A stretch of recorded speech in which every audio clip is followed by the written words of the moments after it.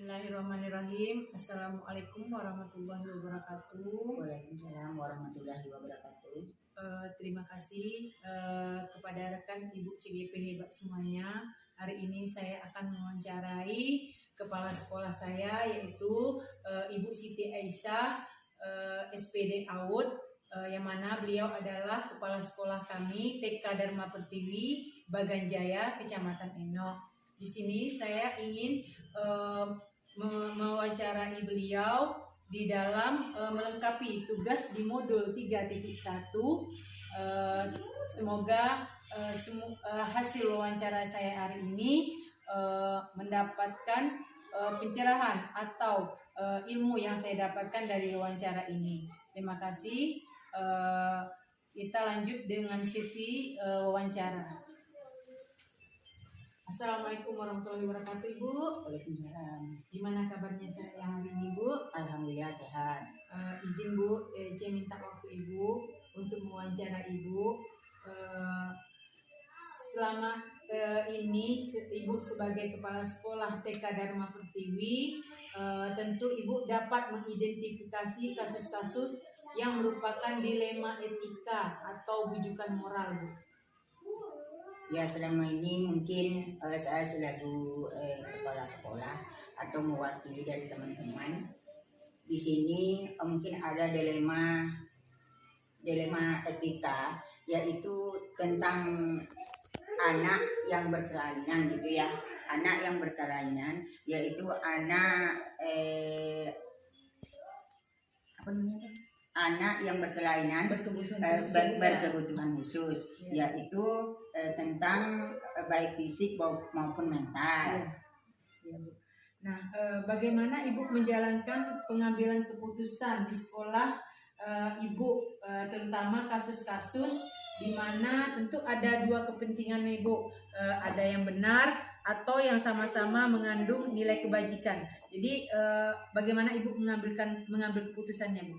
Nah, kami sebagai kepala sekolah, kita harus merundingkan dengan majelis guru mana jalan yang terbaiknya untuk sekolah kita.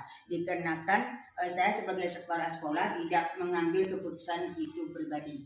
Itu keputusan guru, majelis guru untuk yang bersama. Ya, Bu.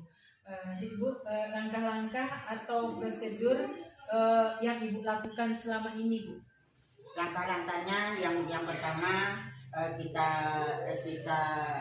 runding dulu dengan seorang guru, terus prosedurnya mana yang lebih baik, mana yang jelek, mana yang baik, itulah yang kita dulukan. Tentu ada hal-hal yang selama ini Ibu anggap efektif dalam pengambilan keputusan pada kasus dilema etika, Bu. Nah, waktu yang efektifnya gimana, Bu? Apakah maksudnya gini, Bu, tentu ada permasalahan itu yang Ibu anggap efektif, terus Ibu mengambil keputusannya seperti apa gitu? Kalau mengambil keputusan, kalau memang harus diputuskan satu saat, ya kita putuskan. Kalau memang tidak, ya kita runding dulu dengan majelis guru mana jalan yang terbaiknya.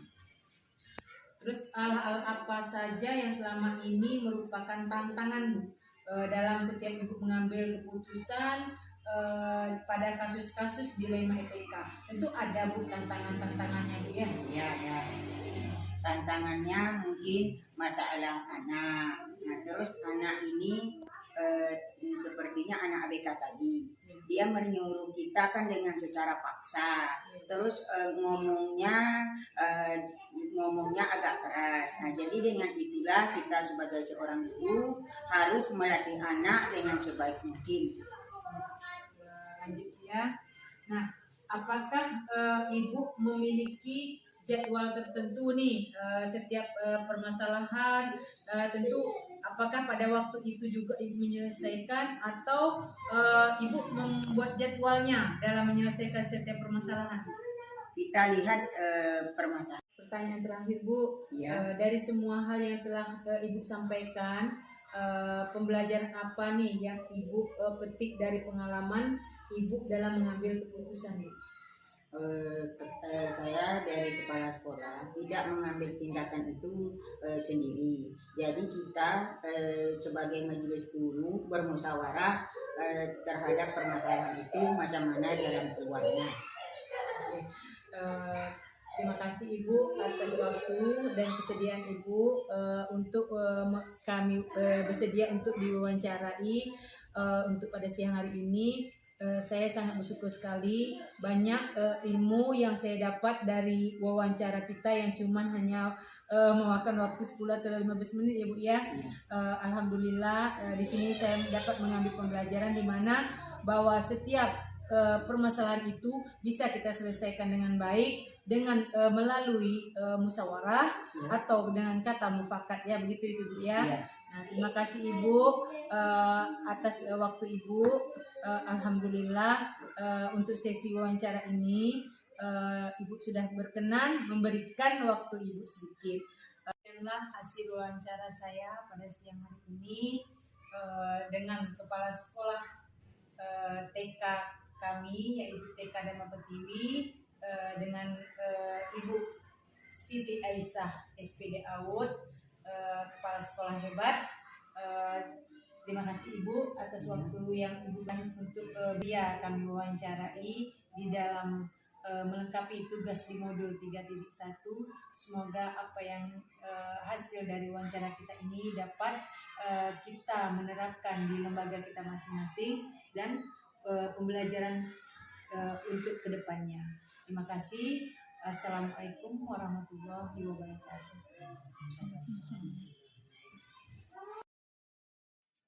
Assalamualaikum warahmatullahi wabarakatuh. Waalaikumsalam. Selamat siang Pak. Ya siang.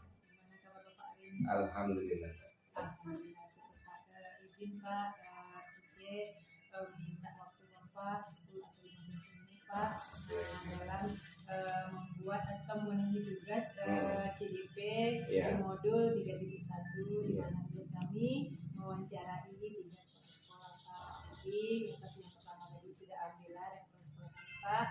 Nah untuk kasus yang kedua kami minta SDM Bapak dari SD kepala sekolah SD Bapak 029 Desa Batang Jaya. Terima kasih Pak ya.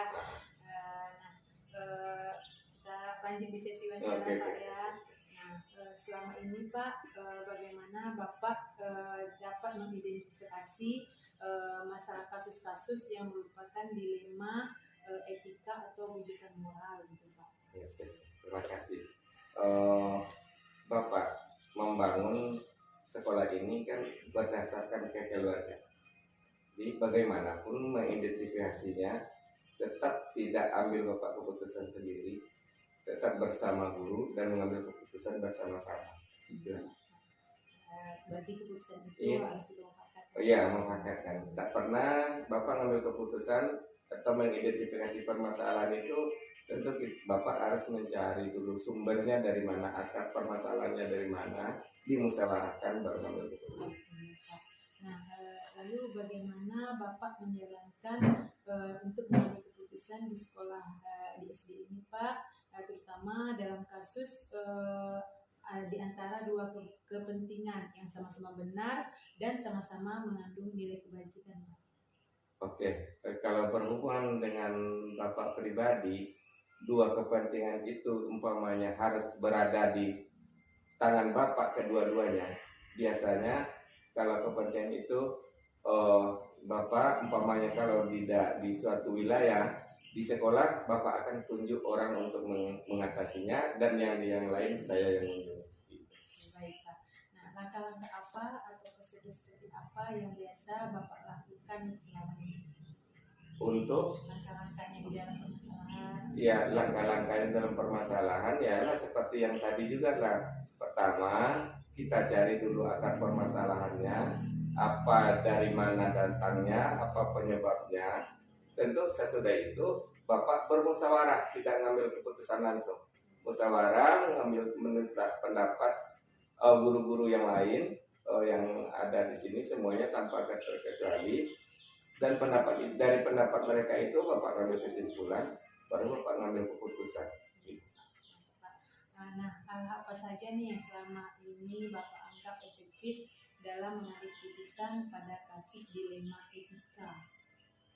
Ya tetaplah musyawarah jawabannya. Ya, Iya. dalam musyawarah dilema etika ini kan, tetapi yang sifatnya tidak berhubungan dengan kepentingan lembaga pendidikan atau kekeluar dalam sekolah, yang etikanya berhubungan dengan kepribadian, Bapak tidak mau ikut campur. Kalau dalam urusan dilema etika yang ada di sekolah, walaupun berhubungan dengan siswa, tetap anaknya juga ikut dilibatkan, minta pendapat, baru kita mengambil kebijakan, dan mudah-mudahan ya bisa dijalankan, tapi mungkin tidak sepenuhnya.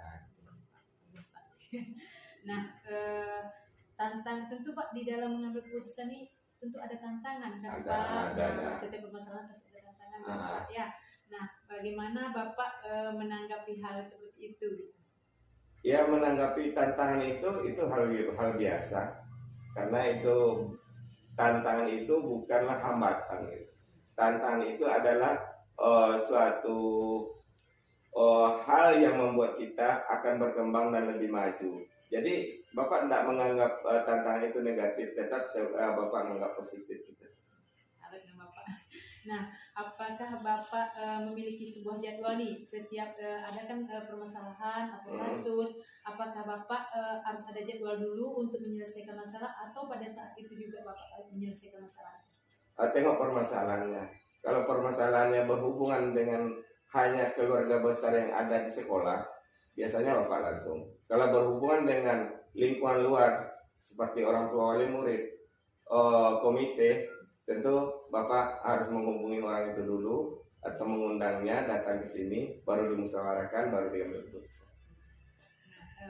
Adakah seseorang atau faktor-faktor apa yang selama ini mempermudah Bapak dalam membantu Bapak untuk mengambil keputusan? Nah, misal nih ada yang membantu Bapak atau apa gitu ya untuk mengambil keputusan yang terjadi. Secara khusus tak ada, ya tak ada.